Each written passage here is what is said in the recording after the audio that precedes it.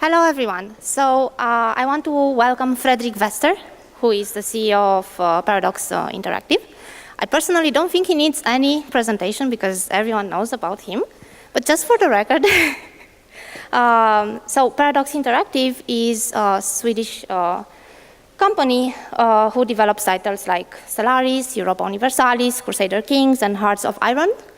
And also publishes a lot of very nice titles like Cities Skylines and Pillars of Eternity and Magicka. And Fredrik has been building Paradox since 2003, from a 7-man studio to over 200 employees and 10 partner companies. So welcome. Thank you. Thank you.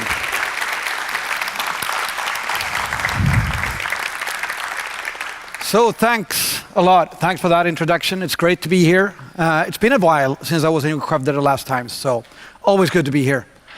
And I'm not even sure that this is the subject I'm talking about today because I got this feeling that I needed to add a lot of slides. So 30 minutes, if you have 45 minutes, please stay for 45 minutes. Might be an hour if I get on a roll here and start talking about lots of other things that doesn't really make sense. Still, I'll try to stick to the subject.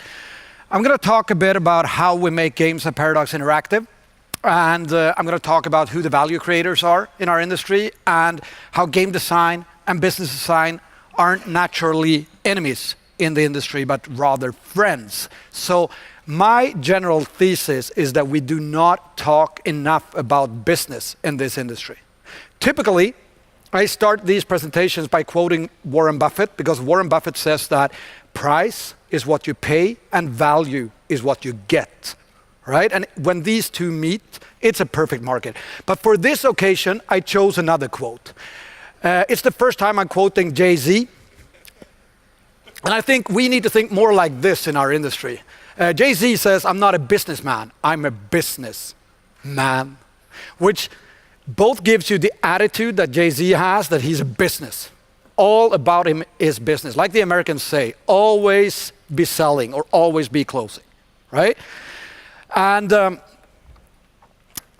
if you take, why do we need to talk more about business in our industry? Well, passion is typically what people feel when they make games, but the money is what makes the games go round. Right? That's how we make our money, make our living.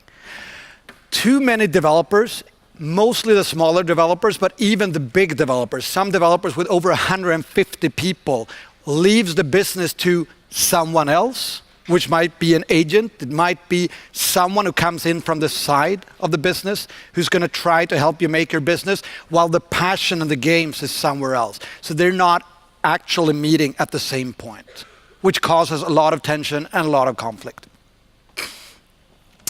A good business model makes the game better, inherently better. And my perfect example of that is always League of Legends, who add new content all the time that you like and you feel really hyped to play the game. Every time they present something new that you can buy, you feel that it adds to the game and you feel an instant urge to buy it.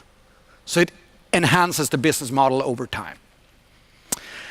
And more money doesn't necessarily mean better games, but typically it gives you the time and the resources you want to at least fulfill the dream game you want to build. Now, we just had a discussion in the hallway here where I stated that if you're not at least a little embarrassed about the product that you just released, you've been polishing the product for too long, right? But that's another discussion. I'll take that up at a later point. And when you talk about business, people use different words and different terms to describe what business actually is. And some of the things that I talk about all the time is the value chain and the business models for a game. And the value proposition as well, which is closely connected to the value chain. So a business model of a game, or a business model of any business really, is how do we make money off from this product? And generally, if you're a game developer, you start thinking about this when the game is halfway finished or almost finished. It's like, yeah, we need a price for this product as well. So the business model is something you do on the side. If you're not Supercell, who decided to do everything almost around the business model, which is a very smart move. The value proposition that you present is all the value that your game provides to another person. So our industry is very focused on, I want to make a game because I feel the urge to do something creative, which is not bad, but you're making the game if you're not only an art, like trying to do it for art, you're doing it for someone else who's going to pay money for it. And that person who's paying money for it is paying for the whole value proposition, not just the game, but everything connected to the game. And that is called the value proposition. All the value that your game holds, which means the price is what you pay and the value is what you get, as Warren Buffett put it. The value chain, on the other hand, is every activity that the game makes that creates this value, the value proposition. So previously, the value chain in the games industry, when I entered the games industry in 2003, you had the developers on the very far end, you had publishers, distributors, and retail. And today we cut that value chain by 2 steps. So a developer can go directly to retail if they wish to. That wasn't possible 13 years ago. So how do you build the actual business foundation for it? The first thing is, how do we want to make money? Because if you're not doing it just for your own good or for your own sake, you need to make money to make it go round. And at Paradox, we say that we do not want to charge money from a customer when the customer is frustrated. That's one of our core pillars of our business model. So we want to charge money when people are really excited to play one of our games. And that's the reason for, if you played Crusader Kings 2 and you get this like this guy who's inheriting all of your kingdom and he turns out to be stupid and paranoid, right? Happens all the time.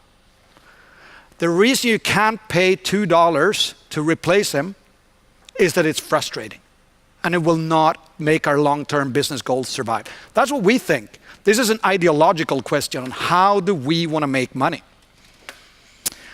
But also, one of the key things for us at Paradox was to get the team excited about the numbers. Getting people to understand that numbers of the game, if you sell a lot of units, that's a value in itself. So nowadays, I would say that our development team is more excited about the numbers even than I am. And I'm a numbers guy. I really like numbers.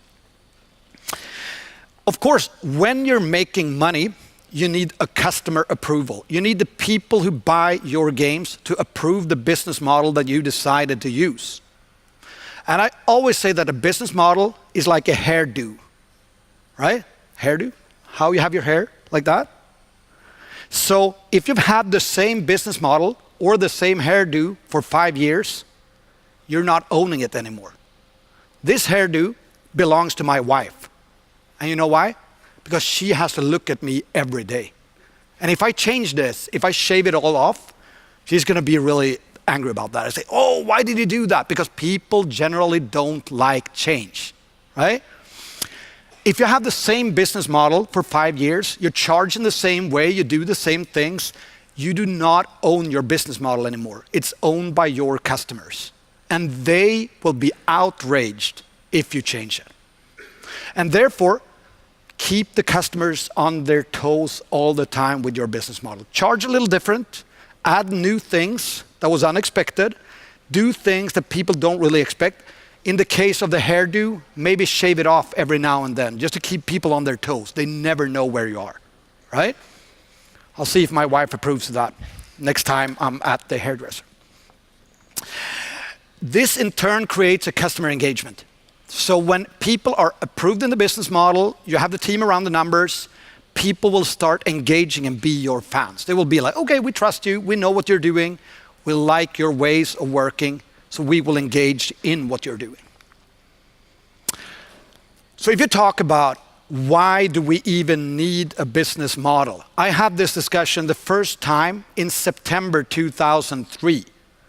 My business model back then was a 54-page document in Microsoft Word that I put together. And I was the only one who ever read it. First I wrote it, then I read it. And I'm like, okay, this looks really good. I was trying to get other people to read it, but it was too heavy and too cumbersome to actually go through.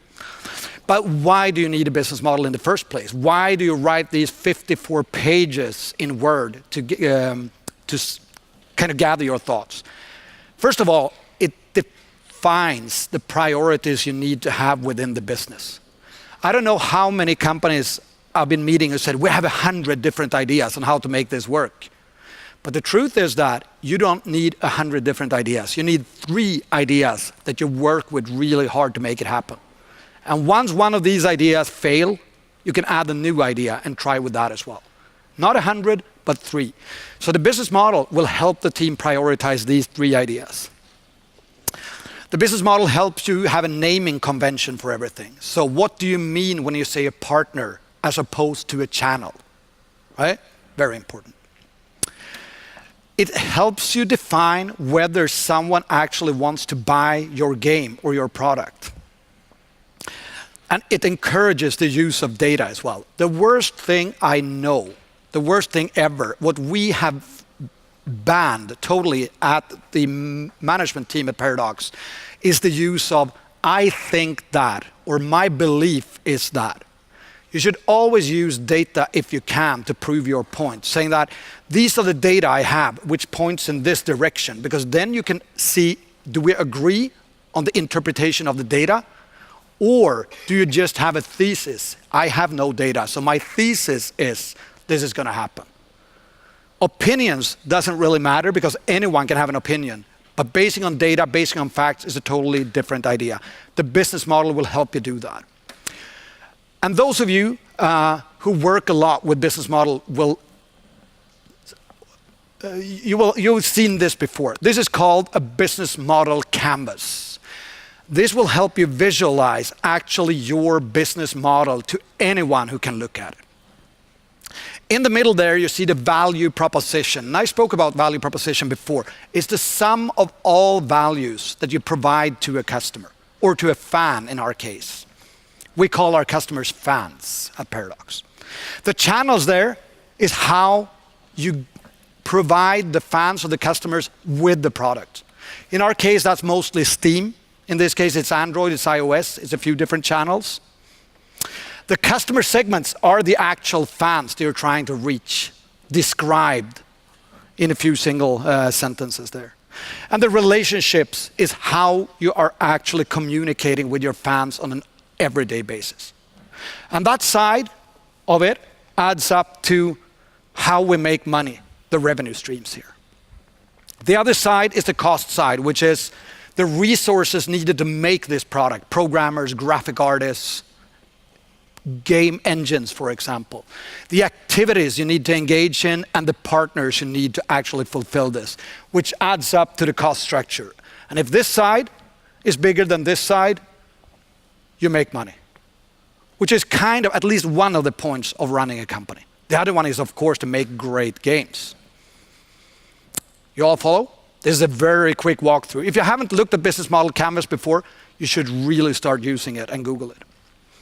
So if you look at Paradox, when we start, like our abstract idea on how we make games, what type of games do we make? First of all, we make the games we have a passion to play ourselves. Games that we love to play. If you don't love Paradox games, you shouldn't work at Paradox Interactive in the first place.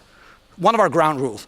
Maybe we say everyone at Paradox should be creative, with the exception of finance, where creativity might have very accidental side effects, obviously. But apart from finance and legal, everyone should be creative and passionate. The other one is, do we believe, through the value proposition work that we just did, that there is a market for it? Will people actually buy this game?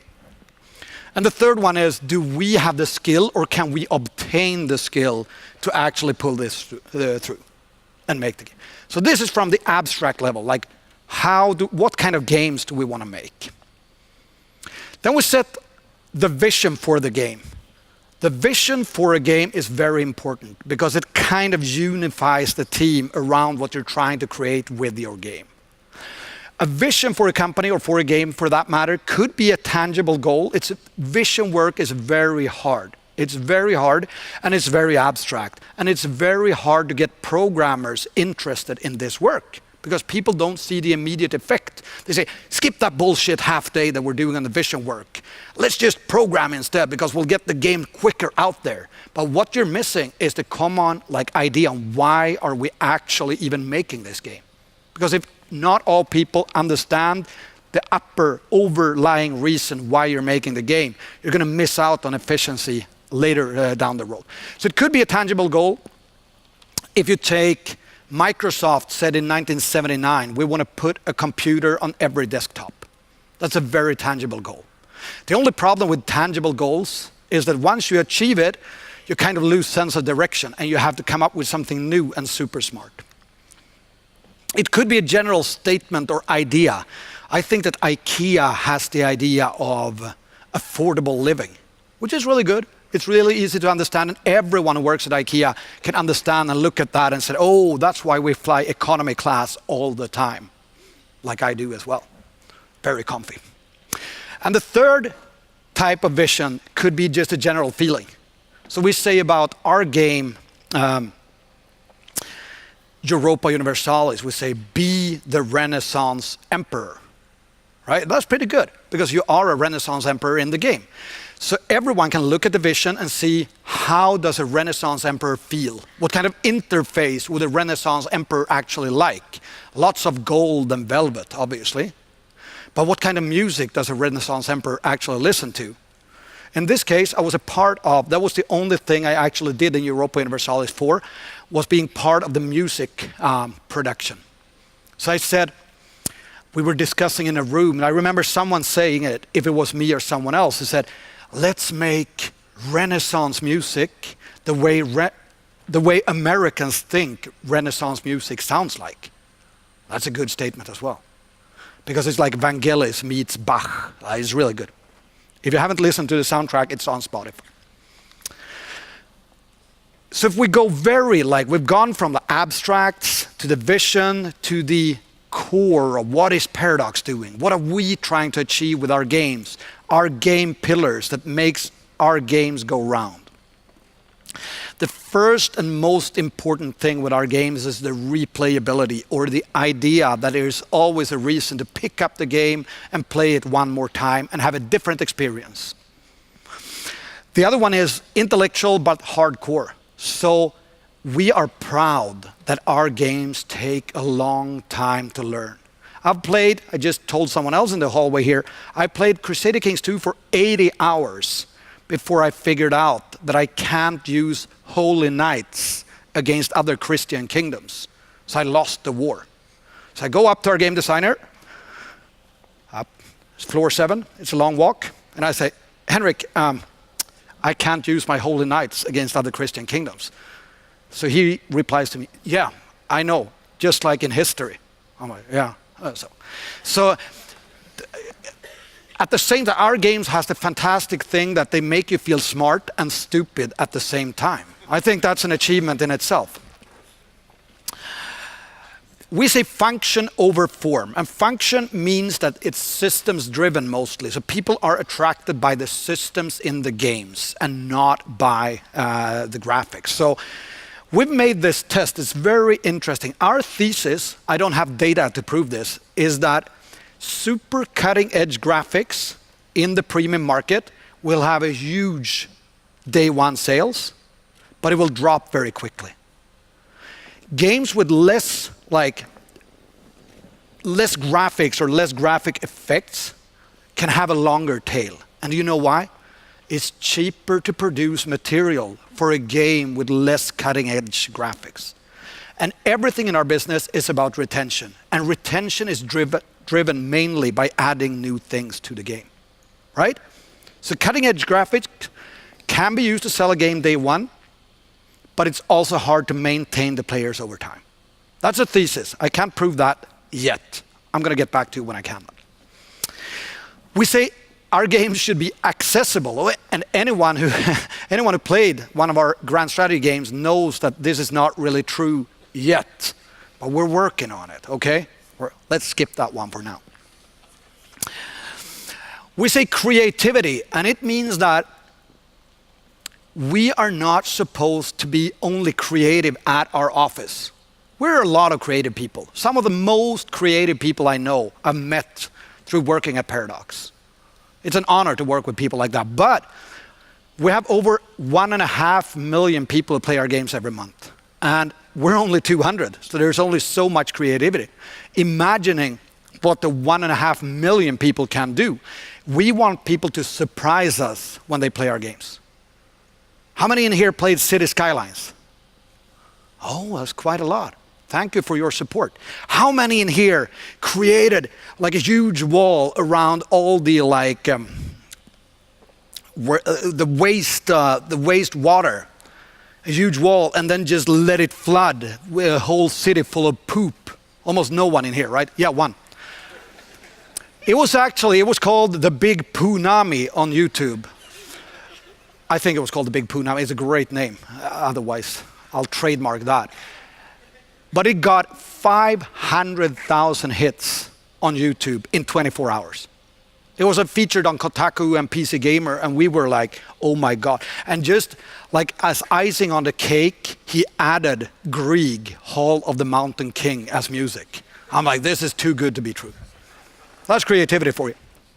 We want our gamers to tell us stories. So we're not telling you stories. We're not supposed to say, this is A, B, C, this is what's supposed to happen in the game, but you're going to come back to me and say, look what I did in the game. And I'm going to be surprised by that. That's our goal. We say that we work on highly engaging subject matters. It could be a fantasy world that is really immersive. It could be World War II, like Hearts of Iron. World War II is a very difficult setting for many political reasons, engages a lot of people. We had a new community manager in Hearts of Iron when we were supposed to launch Hearts of Iron 4, who started a thread that said, what was the best tank of World War II? That's not a good start. Have you met any like World War II fanatics? Do you know any World War II? Like, because they started name calling each other and they turned into a flame war, and we had to ban 5 people and give infractions to another 30 after 27 pages of heated discussions.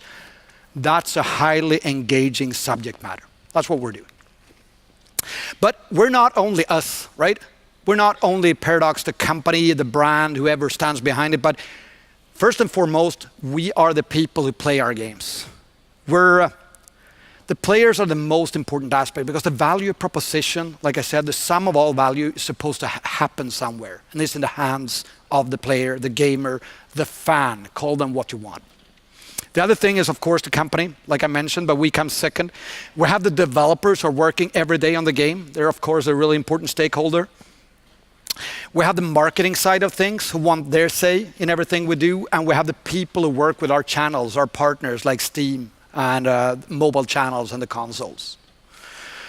And if you break out replayability and say, what kind of value does it have in the organizational parts that are stakeholders in this? And to a player, obviously, replayability is bang for the buck. So you pay little, but you get a lot. So you can play the game basically for 3,000 hours, even if you buy it on a Steam sale for $5. That's really good value for money. For Paradox, obviously, we get a lot of engagement. For the developers, they can work on this brand for a long time. If they really love the brand, that's really good for the developers as well. For marketing, it's obviously easier to reach people. And for sales, these are the evil capitalist pigs, right? That's where I belong. It's a high DLC attachment rate. You don't hear these words too often, right? But it's beautiful. Those of you, I'm going to say it again. High DLC attachment rate. You like it? No? Okay. Let's move on. Intellectual yet hardcore. Players will feel smart when they play our games. They will sometimes feel stupid, like when you raise holy knights against another Christian kingdom, like I did in Crusader Kings 2.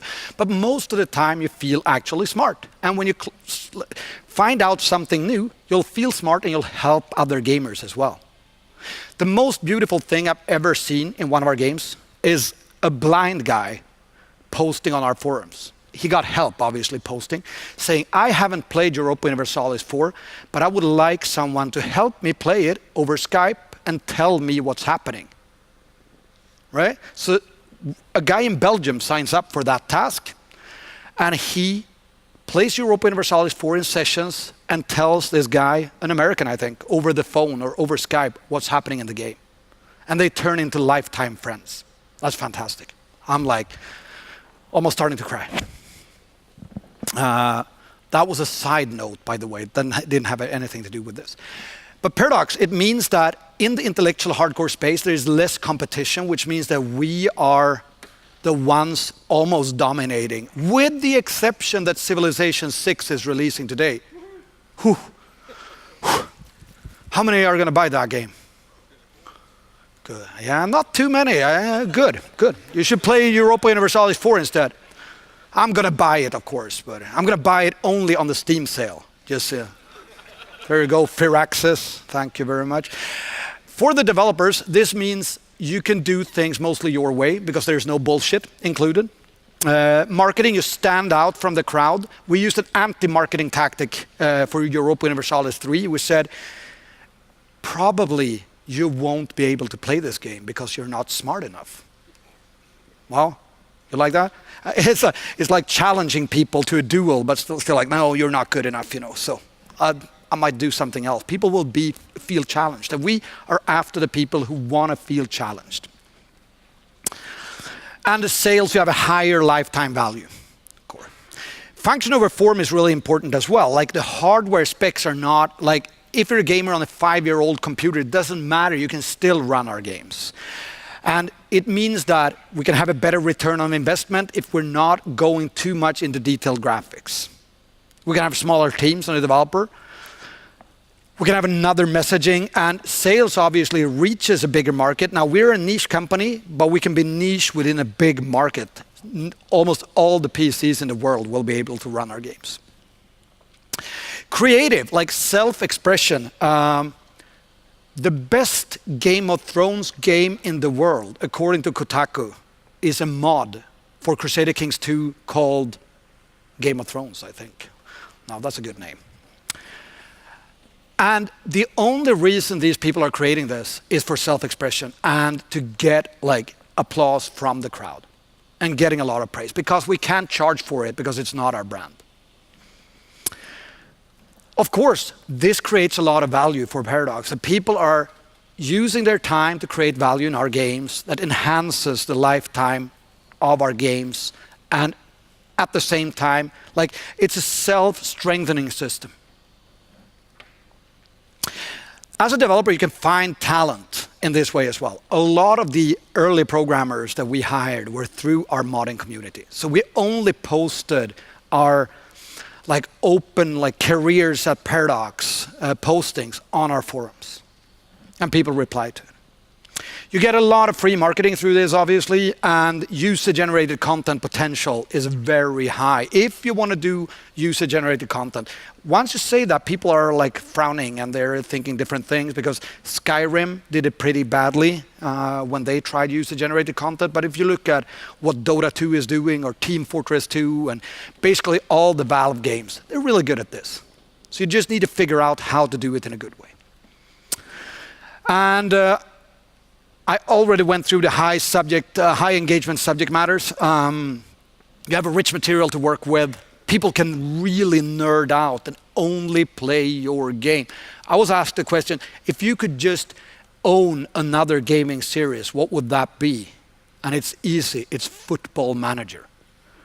Because if you play Football Manager, you only need one game. That's the only game that beats us in nerdiness. So I'm kind of jealous. Oh. I had to uninstall Football Manager from my computer. You have the audience, you have the tie-ins already from the commercial side. And accessible is not really our thing. So I'm going to move over to the next slide here. When we start our game, my time is already out, but I'm just going to continue. So if you, where's the time holder? Where are you? 1 minute. Yeah, I'll take 10. Is that okay? Good. I'm sorry guys. When we start a project, we ask ourselves 10 questions. The first is, what is the switching cost from our game to another game? Like, what is the mental switching cost? Like, people have a lot of like invested time in your game, and how do you kind of make them continue and make the switching to, for example, Civilization 6 a big pain, because you have to learn a lot of new systems.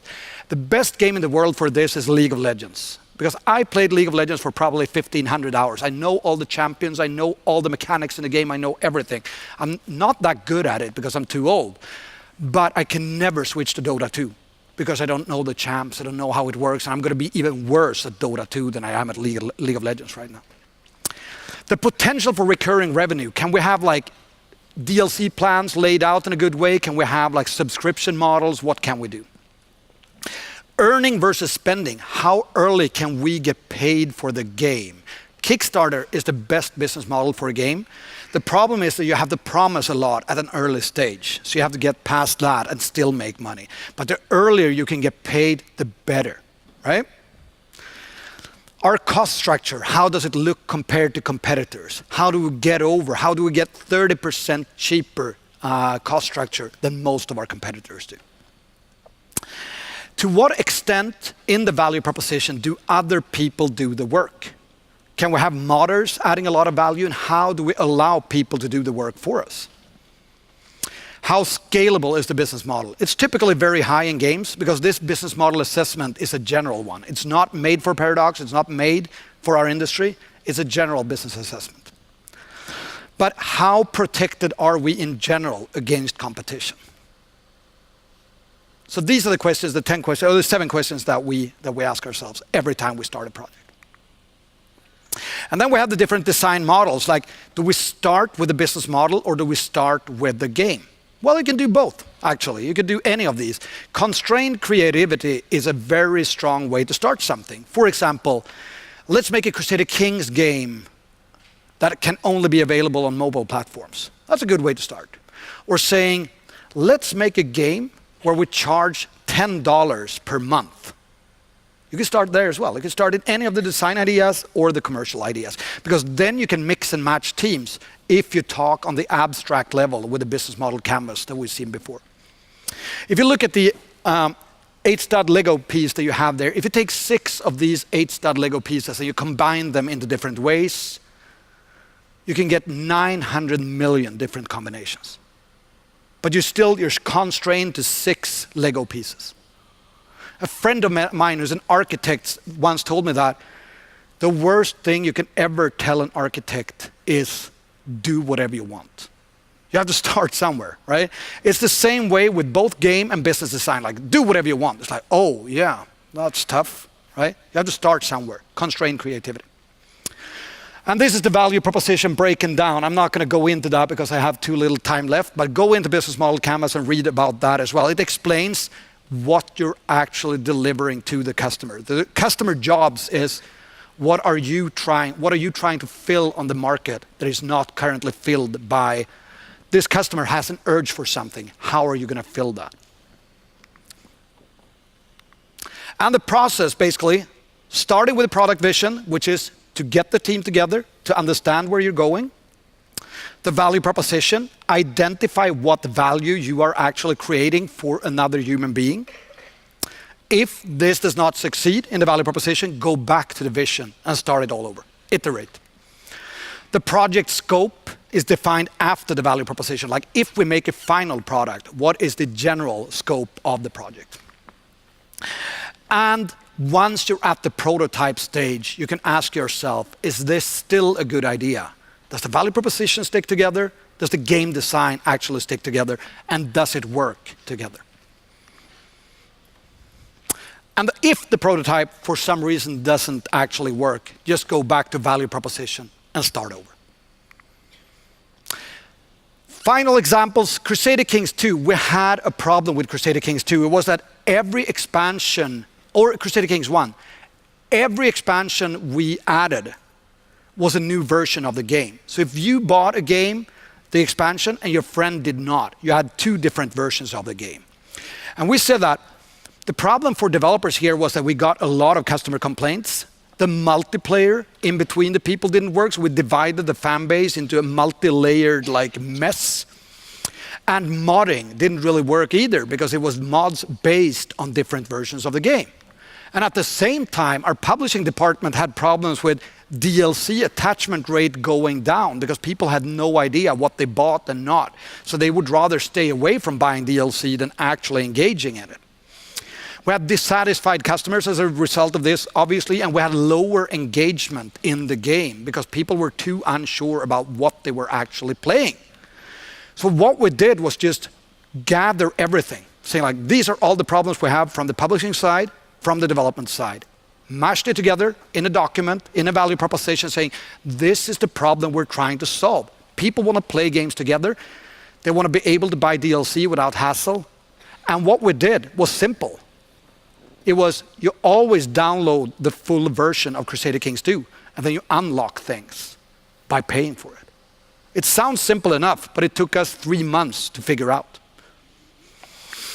It's the most important thing is that you address all the problems at the same time and try to abstract the problems to the higher level, as high a level as you possibly can. So you actually sort out the problem. Why? Why does this not work? And creating value. Who creates value? When is it created? What kind of value? And how do we support the value creation? So attracting the value creators in your value chain, just to get them started, make it easy for people to create value in the game. Watching a YouTube video of your game should add value to the game. If it subtracts value from the game, you've done something wrong. Because people are trying to market your game on YouTube, and it subtracts value from your game. It's not the way to go. This, of course, is connected to the replayability, which is always important, but also to mod support, because people will for free create things in your game just for the self-expression. We talk about YouTube moments. It's that moment when PewDiePie just yells out something, which he does almost all the time, but it's the equivalent of a Kodak moment. Kodak moment, you know, when you took a picture of something that was unforgettable, right? Then Kodak went bankrupt. So now it's called YouTube moment instead. And YouTube moment is the urge to tell someone else on video what is happening in your game. How many YouTube moments does your game have? Crusader Kings 2 kind of went maybe a bit too far with adding like horses to your council and like Black Death and immortality and a lot of stuff like that. But it's great YouTube moments. A game that creates stories. I was saying that before. We're not trying to tell you a story. We want you to tell us stories. Make people famous. Don't be shy to make other people famous.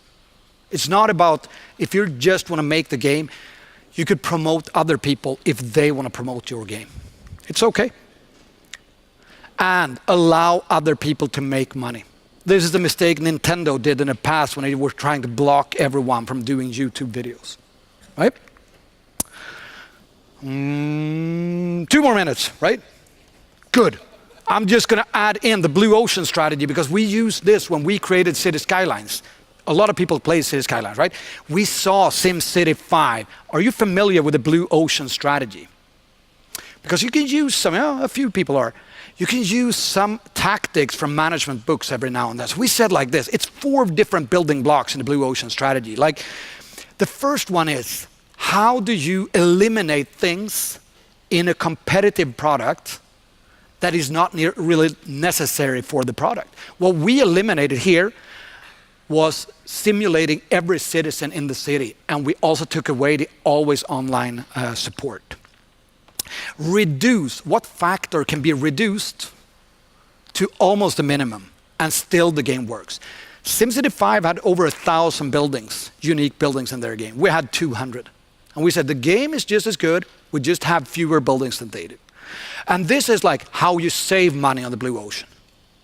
And then how you make money is on the other side. Create, what do we actually add to this that wasn't in the competitor? So we added modding, which was not in SimCity 5. And we said it took care of the reduce problem because 24 hours after we released our game, we had over 2,500 different mods for the game, either in working or already finished. Now we have over 100,000, including a map of Umeå, where I'm from, which makes me especially happy. Which factors do we need to raise above industry standard? And in our case, we said, put all the focus on the management layer. If we skip like individual simulation on every sim in the game, we can add to the management simulation. So I'm going to summarize this in 30 seconds. Talk more about business, people. I'm not a businessman, I'm a businessman, right? We agree on that? Combine your business models and your game design models for the best possible results. Always focus on the players. This is what VR does wrong because it's technologically driven by people who love technology and they never talk about the end user. Who wants to walk around with a VR headset on their head seriously? How many people here have a VR headset? Oh, you're a few. How many play every day on their VR headset? 1, 2, okay. And that's the problem, retention, the VR headset. Find your value creators. They're inside the company, outside the company, they're all around you. And have a lot of fun. Because if you're not having fun creating your games, how are the gamers supposed to have fun when they're playing the games? Thank you.